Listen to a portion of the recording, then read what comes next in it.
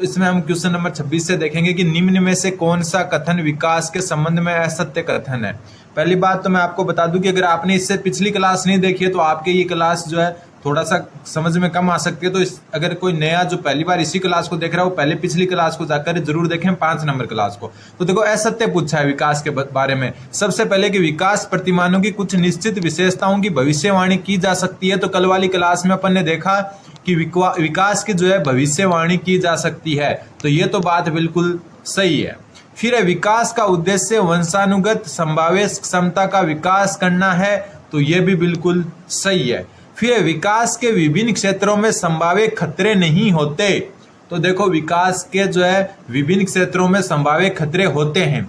जैसे देखो एक जो है आपका जो व्यक्ति है वो जो है विकास यानी कि अपनी बुद्धि का प्रयोग जो है मान लो आतंकवादी बनने में करता है, तो वो क्या हो गया, एक संभाव्य खतरा हो गया ना समाज के लिए। तो विकास एक मान लो कि किसी का विकास जो है सही तरीके से नहीं हो पाया, वो मानसिक रूप से जो है मंद हो गया, तो वो भी क्या है एक प्रकार से जो है खतरा ही होता है। तो विकास के विभिन्न क्षेत्रों के संभाव्य खतरे होते हैं, तो ये गलत हो गया, नहीं होते, नहीं होते हैं। फिर प्रारंभिक विकास बाद के विकास से अधिक महत्वपूर्ण है, तो बिल्कुल सही बात है। जब बच्चा छोटा था शिशुअवस्था में होता है तो उस टाइम का विकास बाद के विकास से अधिक महत्वपूर्ण है। क्यों? क्योंकि उस समय जो है आप जो भी चीज बच्चे को सिखाओगे उसको पूरी जिंदगी वो प्रभावित करती रहेगी। और आपने एक बॉर्नविटा का एड देखा होगा कि 90% ब्रेन का विकास 5 साल की उम्र में हो जाता है। तो मतलब जो स्टार्टिंग का जो फेज होता है ना उसका विकास होता है वो बाद के विकास से अधिक महत्वपूर्ण होता है, तो ये भी बिल्कुल सही है। तो यहाँ पर असत्य पूछा था तो उत्तर नंबर सी इसका सही उत्तर हो जाएगा। क्यों? क्योंकि असत्य यही है कि विकास के विभिन्न क्षेत्रों में संभाव्य खतरे नहीं होते, जबकि संभाव्य खतरे होते हैं। अगला क्वेश्चन नंबर 27। अब देखो मैं आपको भले ही जो है एमसीक्यू करवा रहा हूं लेकिन पूरा डिटेल से करवा रहा हूं। क्वेश्चन नंबर 27, विकास का एक अधिनियम है कि विकास प्रतिमान के विभिन्न काल में खुशी भिन्न भिन्न होती है। इस अधिनियम के अनुसार जीवन का प्रथम वर्ष सबसे अधिक खुशी का काल होता है। चलो देखते हैं क्या होता है, पहले चारों ऑप्शन पढ़ते हैं। फिर है वह संधि काल एवं जीवन का प्रथम वर्ष भी जीवन का सबसे अधिक खुशी का काल होता है, तो देखते हैं।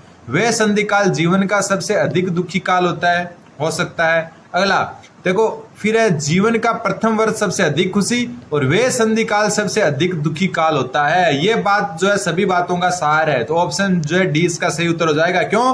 क्योंकि जीवन का जो प्रथम वर्ष है सबसे अधिक खुशी का, उस टाइम अपने को जो है खुशी रहना होता है, अपने को जो है दुख क्या होता है उस टाइम पता नहीं होता है। और वे संधि काल कौन सा होता है? वे संधि काल होता है जब आप किशोरावस्था में, बाल्यावस्था से किशोरावस्था में जो है संक्रमण करते हो या फिर जो है बाल्यावस्था से किशोरावस्था की तरफ जाते हो, वह होता है वह संधि काल। और वह संधि काल सबसे दुखी काल होता है। इसलिए कहा गया है कि जो विकास के प्रतिमान है उसमें विभिन्न में खुशी भी भिन्न भिन्न होती है। जीवन का प्रथम वर्ष सबसे अधिक खुशी का और वह संधि काल सबसे अधिक दुखी काल होता है। उस समय आप चिड़चिड़ेपन में का शिकार होते हो, आपको कोई भी चीज जो है किसी से डांट सुनना भी अच्छा नहीं लगता। कोई डांट दे तो फिर आप जो है एक उसको मतलब अपने ऊपर ले लेते हो कि यार मैं उसको डांटा कैसे। तो जो वह संधि काल होता है जिसमें हम बाल्यावस्था से किशोरावस्था की तरफ जा रहे हैं वो सबसे दुखी काल माना गया है।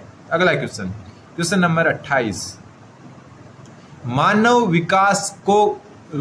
विकास को क्षेत्रों में विभाजित किया जा सकता है। जो है मानव विकास को कौन कौन से क्षेत्रों में जो है मतलब विभाजित किया जा सकता है? शारीरिक विकास बिल्कुल, संज्ञानात्मक विकास बिल्कुल, संवेगात्मक विकास बिल्कुल, सामाजिक विकास बिल्कुल। तो ये सही लग रहा है। बाकी को भी देखते हैं। तो आध्यात्मिक विकास से जो है यहाँ पर कोई लेना देना नहीं है, तो ये तो गलत हो गया। ठीक है, फिर जो है यहाँ पर संज्ञानात्मक, संवेगात्मक सारी का आ गया। मनोवैज्ञानिक विकास, वैसे मनोवैज्ञानिक विकास नाम की कोई चीज नहीं होती है, ये सारा मनोविज्ञान का पार्ट है, ना कि मनोवैज्ञानिक विकास कुछ नहीं होता है। ठीक है, यहाँ पर वापस आध्यात्मिक आ गया तो ये भी गलत हो गया। ठीक है, तो उत्तर नंबर 1 ही बचा। मनोवैज्ञानिक को क्यों गलत किया? क्योंकि मनोवैज्ञानिक विकास नाम की कोई चीज नहीं होती है। मनोविज्ञान में हम विकास को पढ़ते हैं, ना कि मनोवैज्ञानिक विकास नाम की कोई चीज होती है। ठीक है, तो शारीरिक, संज्ञानात्मक, संवेगात्मक, सामाजिक विकास, ये जो है विकास को विभाजित किए गए क्षेत्र है। तो आध्यात्मिक विकास नाम की कोई चीज नहीं होती है और मनोवैज्ञानिक विकास नाम की भी कोई चीज नहीं होती है। मनोवैज्ञानिक एक विषय है, मनोविज्ञान, जिसके अंदर हम जो है विकास को पढ़ते हैं। अगला क्वेश्चन नंबर 29, निम्नलिखित में से असत्य कथन छांटना है। विकास आंतरिक होता है। क्या विकास आंतरिक होता है? तो देखो विकास आंतरिक होता है। आंतरिक का मतलब है कि विकास जो है बाह्य रूप से दिखता नहीं है। जो रूप बाह्य रूप से दिख गई ना, जो चीज आपको जो बाह्य रूप से दिख गई वो वृद्धि या अभिवृद्धि है। विकास दिखता नहीं है। जैसे मैं थोड़ा सा एग्जाम्पल बता देता हूं कि आपका भार बढ़ रहा है, तो भार बढ़ रहा है तो वो वृद्धि हो रही है, तो वो दिख भी रही है, माप सकते हैं आप।